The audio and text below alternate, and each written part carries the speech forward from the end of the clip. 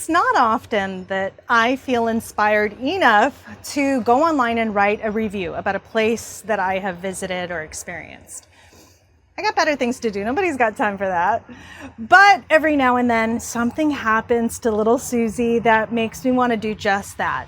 And usually it's one of two extremes. It's either that the experience was amazing or I left there feeling worse than when I started. Hi.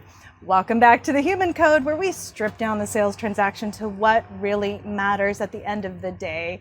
Those basic and timeless communication skills. I'm Susan Gaitan. Today we're talking about the difference between providing a service and providing an experience. Picture this. I'm in Las Vegas, Nevada just recently, and we're closing out an amazing NADA 2026. I'm sitting at the bar inside of the Park MGM with my new girl, Casey, our newest proactive team member, and we're talking about ideas. We're pumped up. We're talking about the future, and then the cocktail waitress comes and asks for our order. So I ask her, I say, well, what do you recommend here? And she says, and I'm quoting her, she says, well, you're not going to like what I like because you don't drink what I drink. Yeah, and just like that, something shifted. Did she answer me? Yeah, she provided a service. Not a very good one.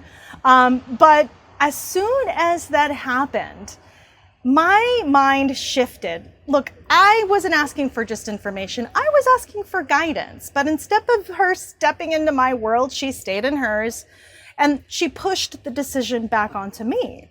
And when that happened, man, again, my excitement dropped. My easy button disappeared and the connection closed. Now, Casey was really pissed off and she was about to get up and do something about it. But you know what? I thought, let me make a story about this. Now in sales, we deal with this stuff all the time. A customer may ask us, I don't have a lot of time. What's your lowest price on the Camry, right? And we say, well, it depends, or I can't give you a price over the phone, or your presence is your power, right? Now, all of those things are providing basic service, you guys. You're answering the question. That's if you're answering it. But providing an experience sounds something like, lowest price, I totally get needing that. Now, the lowest I've seen that is $29,000, and then it goes up from there depending on how you want it, right? And I can help you there.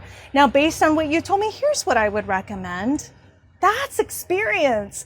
Or, most of my customers choose to go in this direction, right? Or if it were me, this is the direction that I would go. You see the difference?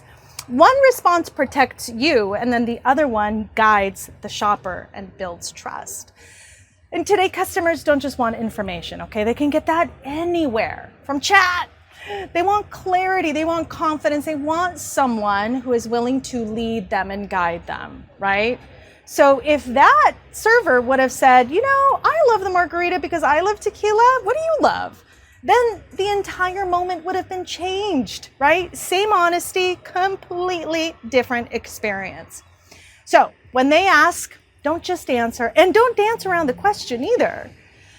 Answer it, but don't push back. Don't try to protect yourself. You want to answer with guidance. Look, service is expected. Anybody can provide that, but experience is built from your response to everything.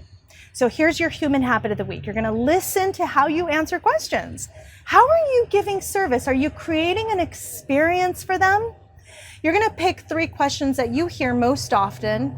You're going to rewrite those responses so that they guide, not deflect. And make sure you feel good about them. Be confident when you deliver those responses. Because at the end of the day, we're getting the same questions over and over again, right? We should never be surprised. So you can either choose to provide a service and make a decent wage in this business, or you can provide an experience and make unlimited profit. And that's the Human Code for today. We'll see you next time.